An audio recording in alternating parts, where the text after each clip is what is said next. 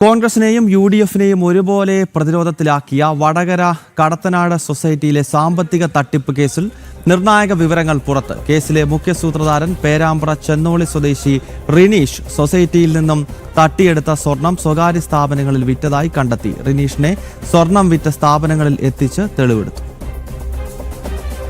ഇക്കഴിഞ്ഞ July 8-നാണ് റിനീഷിനെ police കോട്ടയത്ത് നിന്നും അറസ്റ്റ് ചെയ്തത്. നിക്ഷേപകരിൽ നിന്നും ഉയർന്ന പലിശ വാഗ്ദാനം നൽകി 5.80 കോടി രൂപ പിരിച്ചെടുത്തെങ്കിലും സൊസൈറ്റിയുടെ അക്കൗണ്ടിൽ ഈ തുക നിക്ഷേപിച്ചിരുന്നില്ല. സഹകരണ സംഘം ജോയിന്റ് ഡയറക്ടർ നടത്തിയ പരിശോധനയിൽ 2.16 കോടിയുടെ ക്രമക്കേടും കണ്ടെത്തിയിരുന്നു. ഈ കേസിലെ രണ്ടാം പ്രതിയാണ് റിനീഷ്.